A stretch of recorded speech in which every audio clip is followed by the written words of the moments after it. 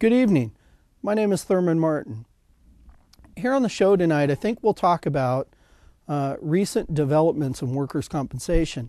And I think an easy way to do that is to go through some media blurbs that have happened over the last few months, say the last 5 months, the last 4 months, and we can go through those media blurbs and see what's really been going on in the post-reform era of Arnold Schwarzenegger's Senate Bill 899, or the passage based on his popularity of Senate Bill 899. I know the governor's proper name is Arnold Schwarzenegger, but given the damage that he's done to the working people of California and to the injured workers of California, I find it hard to even pronounce his name properly and give him the respect that he should be due. But as a person who hates fire and safety, who hates teachers, who hates nurses, and hates injured workers based not on his words, but his actions and what he's tried to do to those groups, I find it hard to have respect for the governor. Well, going through the news about workers' compensation, I find it most helpful to look at a local attorney's blog. His name is Julius Young with the Boxer firm in Oakland. And Julius does a very good job of following workers' compensation news. And so I'm just picking out some topics that Julius has listed, and I want to give him credit for the hard work that he does on his site. And I've talked to Julius about how I read the site and reference the site often. First, starting about at the end of May, May 30th, in fact, the last day of May, there was a study released by the Department of Workers' Compensation, the Division of Workers' Compensation. It was a study done both by UC Davis and by UC Berkeley that talked about how permanent disability was reduced by 50% by the new reform. Now we have to remember that when the governor was pushing workers' comp reform in his first election cycle, he promised that he would not harm injured workers. He would not harm those who really deserve the benefits. He just wanted to make the system more objective by making the way we rate disability or impairment more universal case to case. And he wanted to cut out injured worker fraud, which was being touted at the time as a huge problem.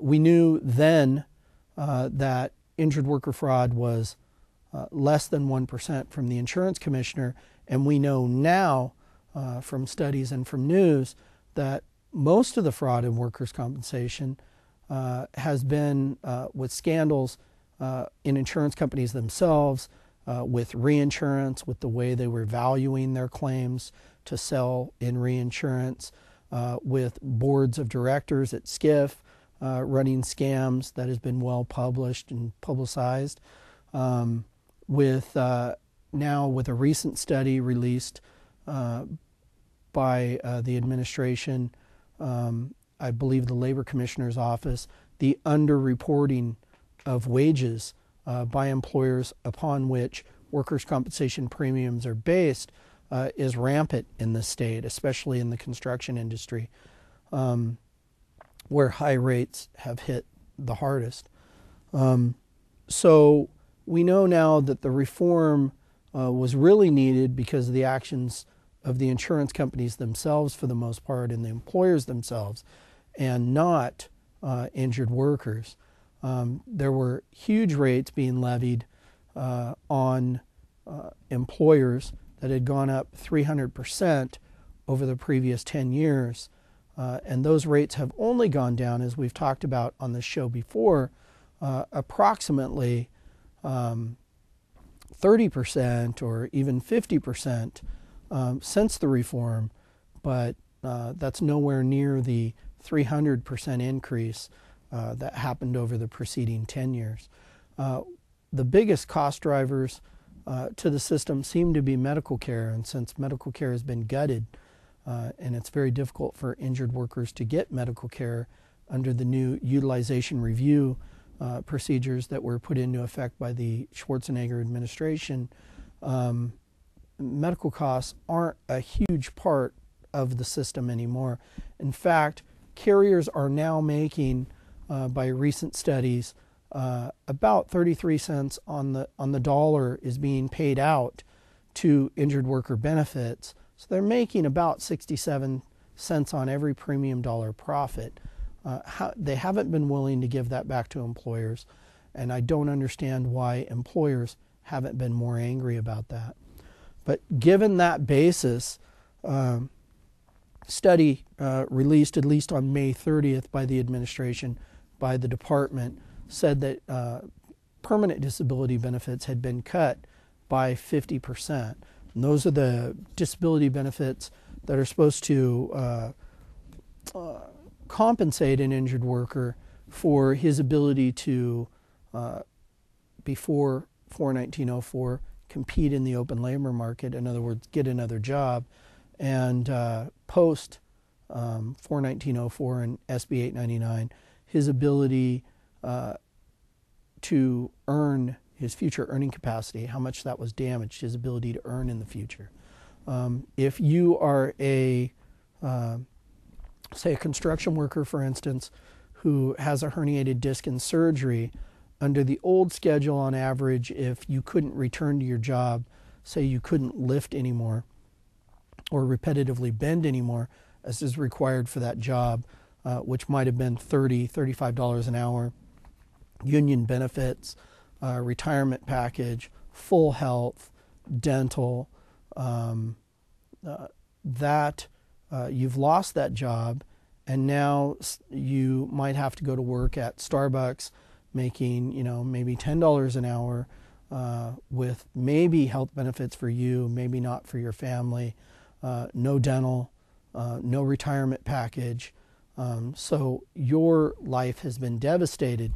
For that injury under the old schedule, on average between $30,000 and maybe $50,000 or less. Under the new schedule, that person is compensated on average about $10,000 for 13% whole person impairment.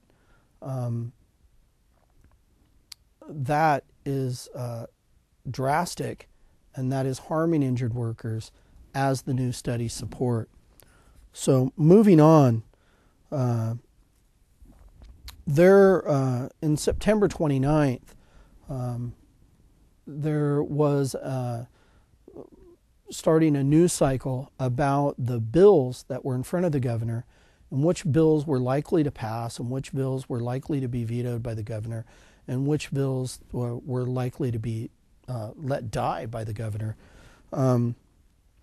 Senate Bill 936 by Senator Parada raised permanent disability benefits over a 3-year period almost as much as the studies have been shown that they were cut by SB 899. Another bill that was before the governor was Assembly Bill 1636, Mendoza, which required insurance companies to give a retraining voucher so that an injured worker who couldn't go back to their job and had lost this job could get retrained to do something else, to give this voucher to that injured worker quicker, as opposed to the end of their case, which might be a year, 2, 3 down the road, to get them moving in the right direction. Senate Bill 936 and Assembly Bill 1636 weren't, at least in September, weren't being touted as bills that were going to be signed by the governor. In fact, would probably be vetoed by the governor. This was in conversation of Carrie Nevins at a state bar convention that was held in Anaheim, and this was a session where she spoke about the situation and the bills that were in front of the governor. Other bills that they thought might get passed were Assembly Bill 338 Cotto, which was going to extend temporary disability from up to 5 years as opposed to 2 years, not in payments, but in the time that you could use it. Let me explain. Previously in workers' compensation, you could receive temporary disability for wage loss if you couldn't work, not only at your job, but any job, because you were treating, you had surgery, you had physical therapy, you were in the hospital, whatever. You could receive temporary disability, which was 2/3 your average weekly wage, capped at certain amounts, depending on your dates of injury, but up to 5 years. In Senate Bill 899, that was cut to 2 years. So if it took you a year to fight about your case, 6 months to get your surgery authorized, and then you had your surgery at the 2-year deadline, you couldn't receive temporary disability anymore. You would be cut off, and you wouldn't have any income during the next year or so that you had your back surgery, depending on how major that surgery was and your recovery period. This bill was to extend it so that you could use that 2 years from the previous 5 years reduced to 2 years, but you could use that in a 5-year period. So if you didn't get it in those first 2 years, you could use it later. Another one was to Assembly Bill 1073 NAVA, which limited the physical therapy caps of 24 visits on surgical cases. Under the new law of Arnold, an injured worker, say, hurt his back, got 24 visits of physical therapy and Motrin and told to go back to work. They found out he needed surgery. He has surgery, needs physical therapy again. By law, the carrier doesn't have to pay for that additional physical therapy because it's beyond the 24 visit cap. This bill would extend it, especially in those cases, so somebody could get the care they needed post-surgery so that they could recover and return to their job.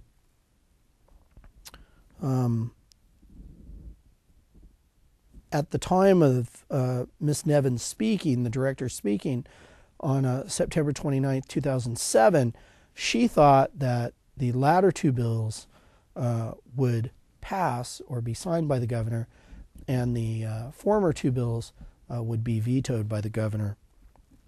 There were also some regulations proposed about the QME process, the time that the state has to get back to injured workers with lists of names of doctors to get an evaluation. Under the old law, prior to the reform, either party could pick their own expert, get a report, and then we could go to trial over whose doctor was right. Under the new law, whether an injured worker is represented or not, we get a list of 3 doctors from the state after trying to agree on a doctor, and then each side gets to strike a doctor, and doctor mediocre in the middle is left, and an appointment is made with that doctor. For unrepresented people, the administration has 15 days, it says right on the form, to get the list back to the injured worker, and if the administration doesn't, then that worker can pick any doctor they want to do their evaluation. There have been some fights because the form doesn't say whether that applies to people representing themselves improper injured workers who don't have attorneys, or if it applies to all injured workers. That's been interpreted based on its language as applying to all injured workers. So anytime a list doesn't come back timely from the state, a doctor is picked. Defendants have balked at that, and so there's been a lot of litigation over this issue.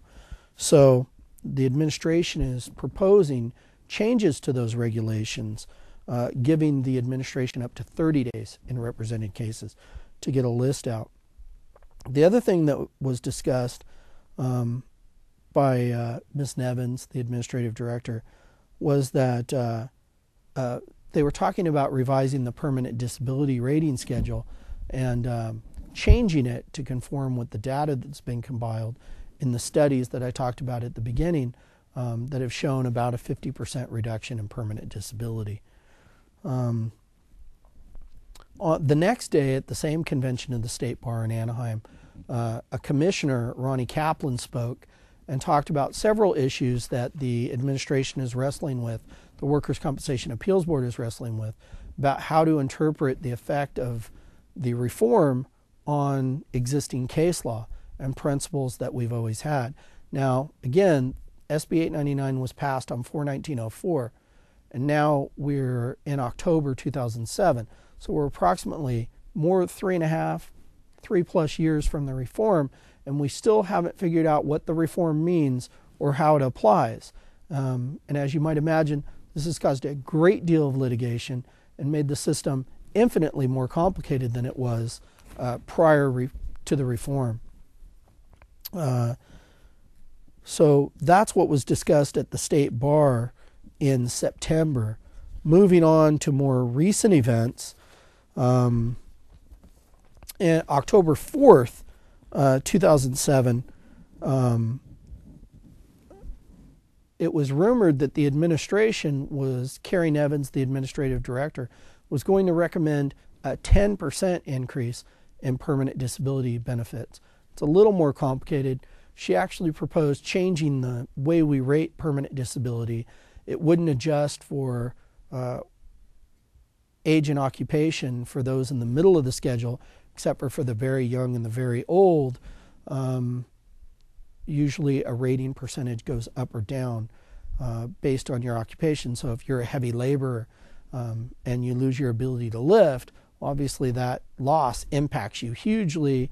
If you work at a desk as a receptionist and you've lost your ability to lift, that doesn't really impact your job. But apparently the administration wanted to do away with those adjustments to flatten the schedule, and except for the old and the young. They also wanted to make certain body parts go up and certain body parts go down. But the bottom line is the net effect of the new schedule that she was proposing was a 10% increase overall. Again, this doesn't conform to the studies that have been done that show a 50% decrease in permanent disability benefits.